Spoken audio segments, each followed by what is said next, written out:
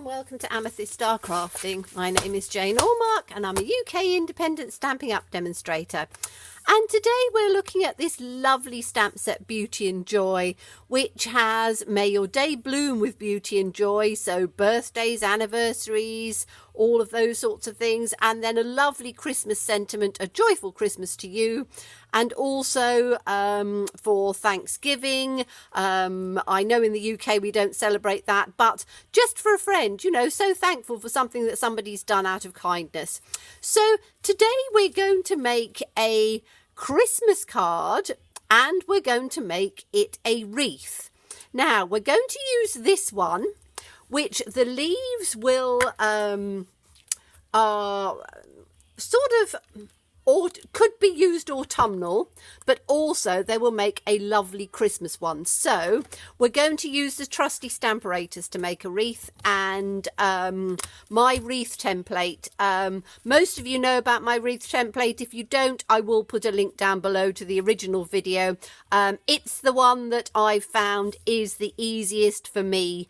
I made this, I don't know, when the Stamparatus first came out, and I put it on a piece of acetate because I've used it again and again and again. Because acetate's a bit slippery, I put a magnet up at the top which actually holds the acetate in place, and then I can put my card on.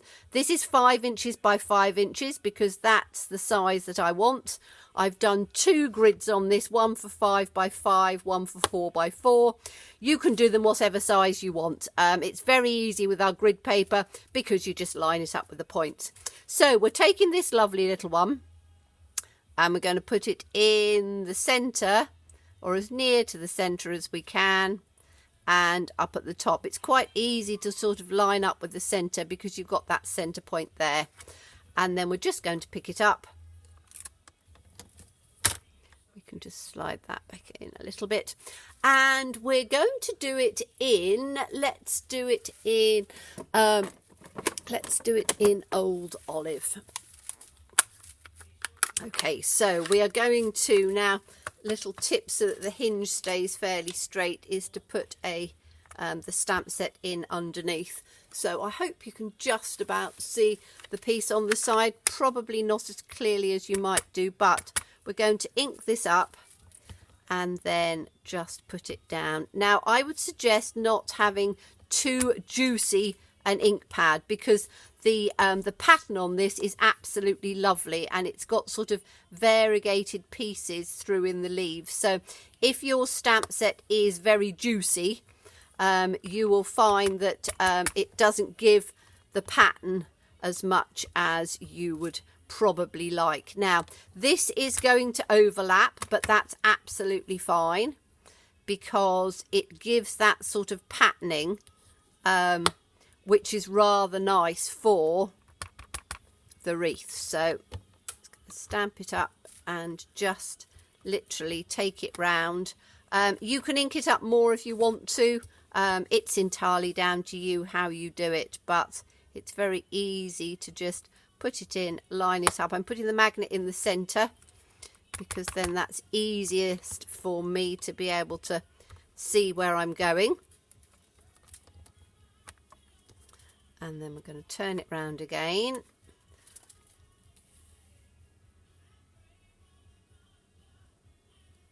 And I'm doing the whole of this because I did one a little while ago and I only did part of it, and I had a lot of people who hadn't seen the original. Ooh, is that going to just be, just going to move that magnet just a little bit so I don't get it on there, who hadn't seen the original, my original DIY wreath builder, and they were like, oh, how do you turn it, how do you, so I thought, right, I shall do this one right from the start to the finish.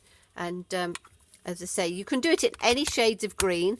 I chose the Old Olive because I really sort of like that that colour for Christmas time. And so just line it up on here. But it's a very easy, quick way of making a lot of Christmas cards in one go. The Stamparatus really is a fantastic positioning tool. I do use mine a lot I use it particularly for, I do some classes with some seniors, and it's very easy for people that that have issues with their hands. As you know, I have slight arthritis in my hands, so I find it very easy if I'm trying to do something. You know that you are going to get perfect pressure every time. So simply chamois, I'm just going to clean this one up because we've now got the wreath on here, and I'm just going to put that on there, because what I want to do now with this stamp set is to put the lovely "A Joyful Christmas to You." So I'm just going to pop that back on there, and we'll take "A Joyful Christmas to You," and we're going to put that, position that in the center. Now again, for sentiments, the Stamparatus is absolutely brilliant because it allows you to stamp multiple times in the same place. And of course mine's quite sticky because it's still fairly new, so I'm hopefully getting it lined up. It says me with my head in the way. Yeah, I think that's about right. So we can now pick that up, and I'm going to use cherry cobbler now, because I think cherry cobbler really is a great Christmassy colour, because it's not too red. It's that really nice slightly sort of crimson colour, and I want this fairly dark, so I'm going to ink it up again. And you can do it as many times as you want. So in fact, I'm going to even do it 3 times, because I want the sentiment to be really nice and bright. So there we are. We've got a really nice bright "A Joyful Christmas to You." Okay, so let me just clean this little bit up. The other thing as well is that obviously if you get it onto the lid when you're inking it up, it really doesn't, or the hinge, it really doesn't matter, because it's only the actual stamp that touches the paper. So that's really good. Okay, so I'm going to put this one back in its case, and then I'm not going to use the Stamparatus for the next bit. That's only because it's a very tiny little stamp.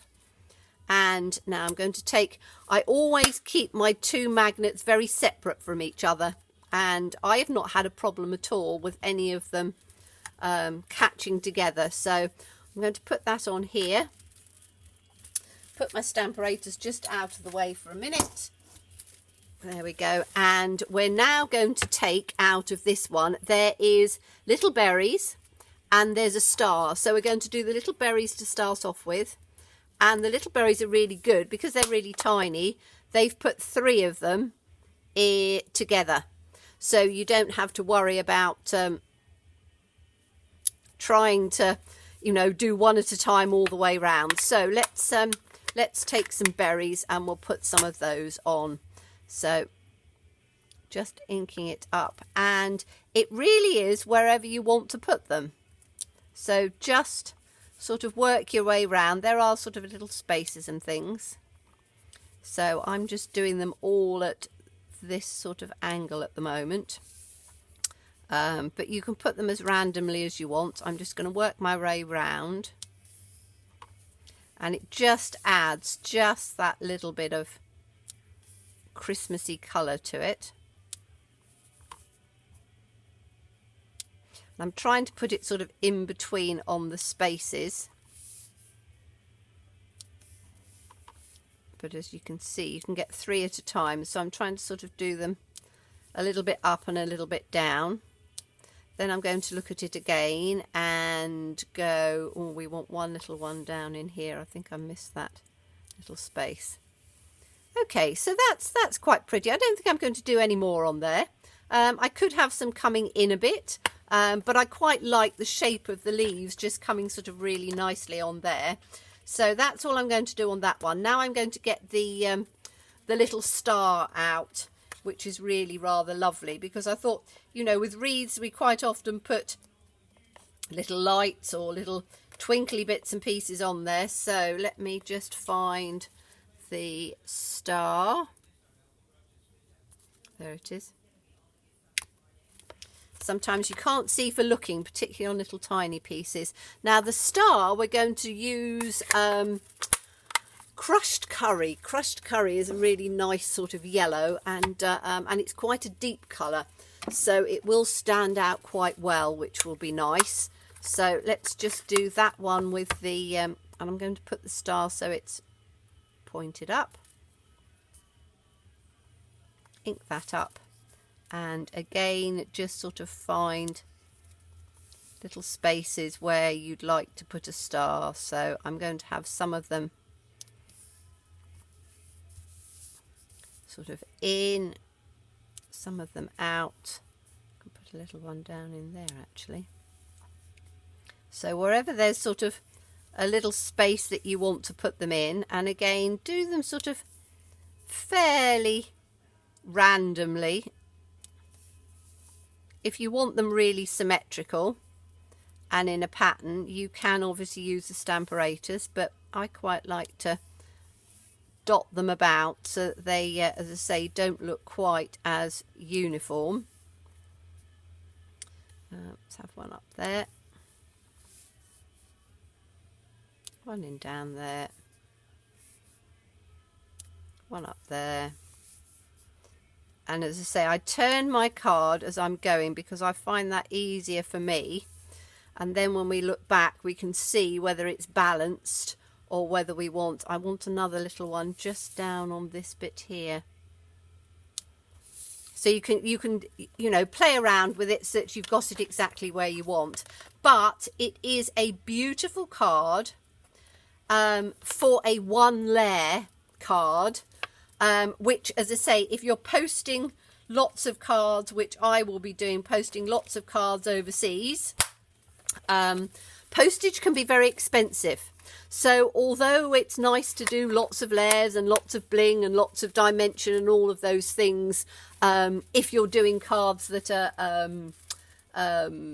local, or for family that you're giving to at Christmas time, but if you are wanting to post something, it's really nice to do a one layer card. Now this was 5 inches by 5 inches. I've done 1/8 of an inch mat on here because my card base is 5 1/4, so I didn't want it to be too much. Let's take that piece of scrap paper out of the way.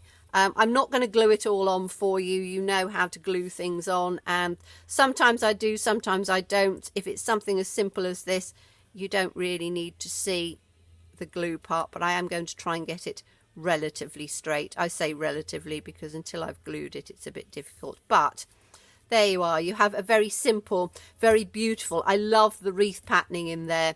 And as I say, although it overlaps, it really just adds to that sort of pattern with the shades of the lights and the dark. So hope you enjoyed that. Thank you so much for watching me. Do look forward to seeing you again. Bye-bye.